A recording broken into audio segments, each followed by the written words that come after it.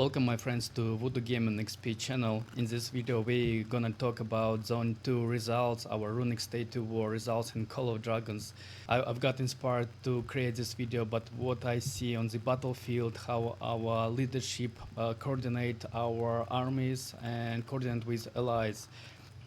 First of all, I would like to talk about the runic state 2 war that we faced with EDS and SEAL teams. And both of them pushed us very hard with infantry. It was a big challenge for us, but we've got a bigger numbers of players, even if we have T4 players in the teams, a lot of them, so we still were stronger based on numbers we've got.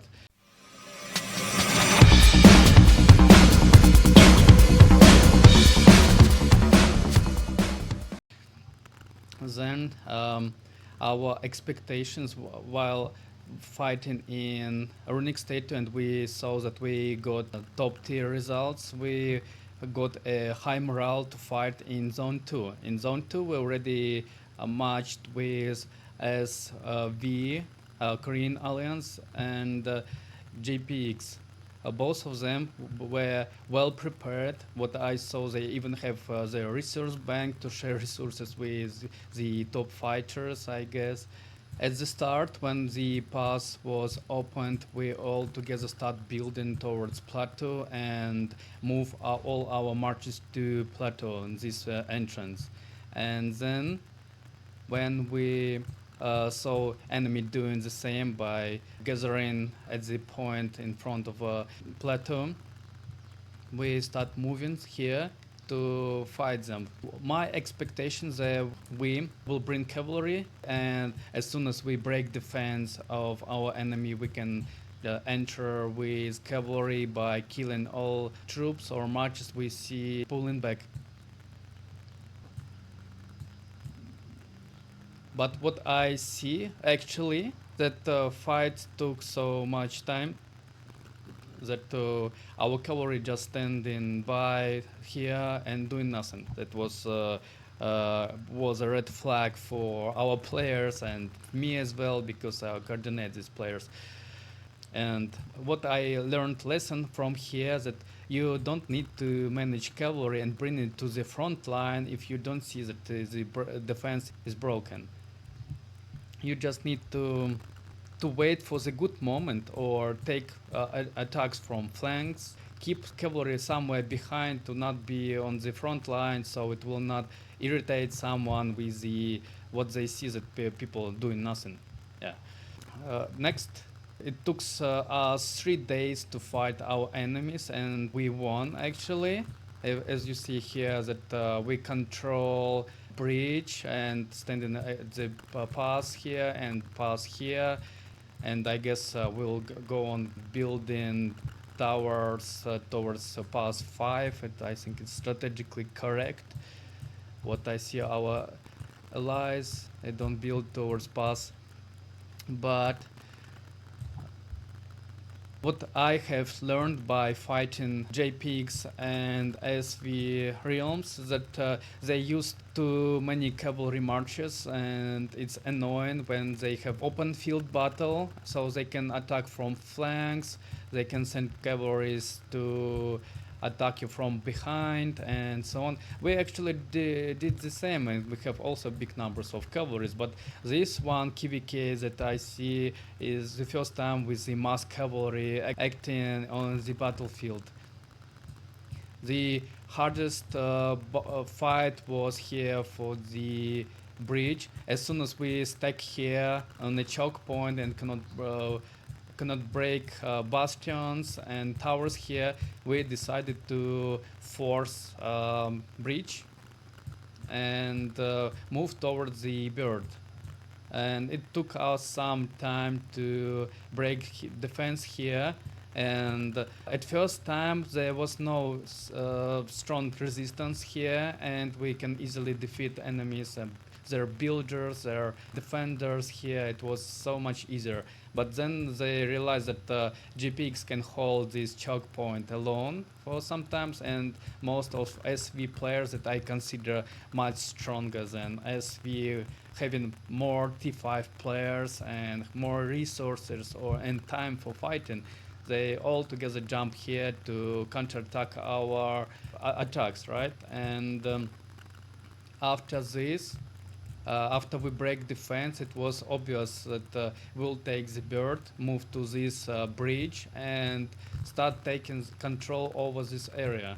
And it was the third day when we did it, and it didn't take a lot of time to push them back, because my key point here is that winning this area, taking control of a bridge, is the key success to control this whole area and moving towards here, because by the third day most troops get into the hospital, needs to recover them, resource already spent for resource healing, and it's really challengeable for those who want to stay longer and continue to fight, but it wouldn't help enemies.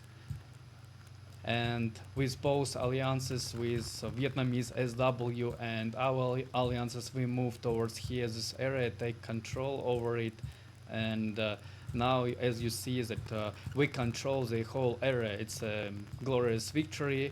What gave us advantage here to fight enemies is that we had long stay or waiting period until we enter a new KvK, so we gathered a lot of resources, came here, knowing that we have people hunger to fight, and we did this. We were great, and now we're expecting to fight with much stronger opponent from zone 3. It will be EDS and SEAL. Both of them is much stronger. Let's compare powers. Currently our alliance merits, you can see here that our alliance rank 5, Zug, Soul rank 4, Luna rank 3, SV rank 2, EDS rank 1. And if we compare merits gained from two our realms that stay together, is SW, Vietnamese Alliance, and Shish, both of us has more than 800 million of merits overall, while only EDS has 1 billion already. And having a seal that also has 270 million of merits will be very challengeable for us. The key success to win here, in my opinion, is who will be more active in PvP, who will have more resources, healing, who will be more coordinated. This team will win.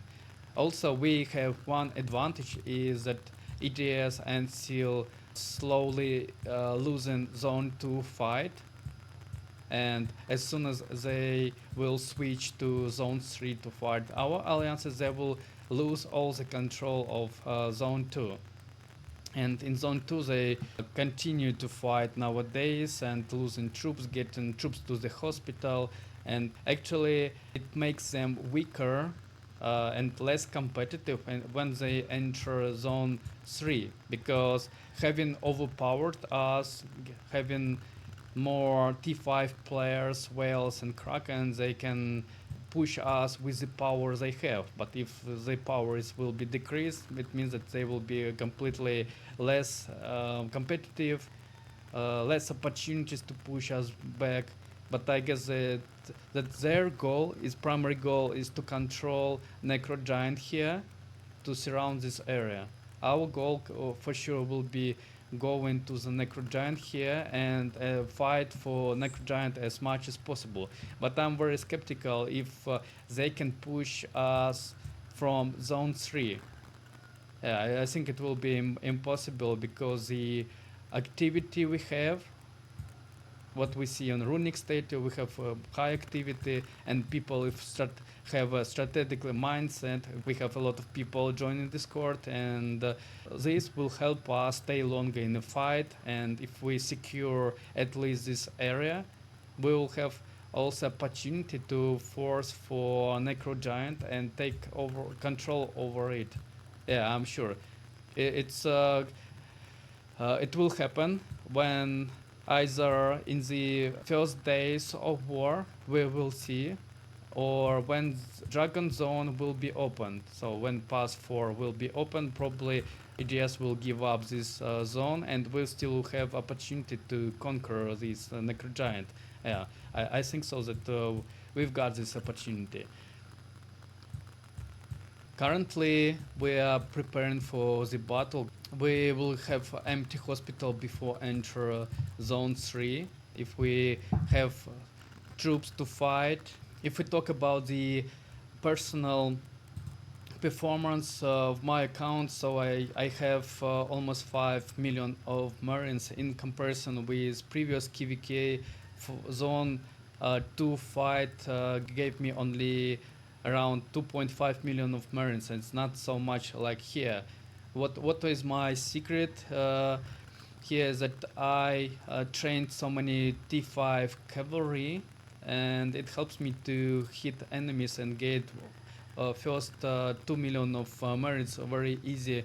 And the last one was a tough fight in the enemy territory in urban area, so it was sacrifice in my infantry and archers mostly, so I just get the power I have to fight, and also my online activity. So I played as much as I can, and I did this.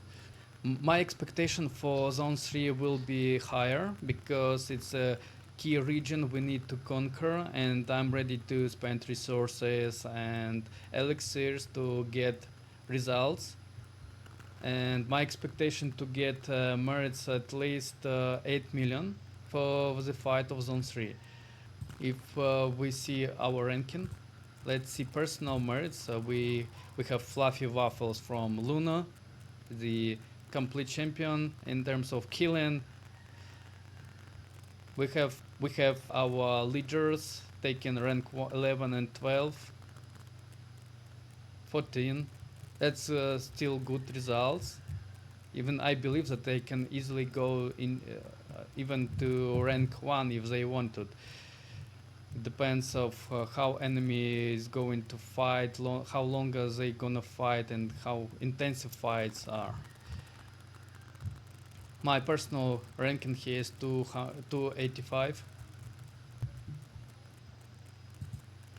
What makes our alliance very competitive in terms of fighting is that most of people joining voice Discord, so they can hear commands coming from leadership.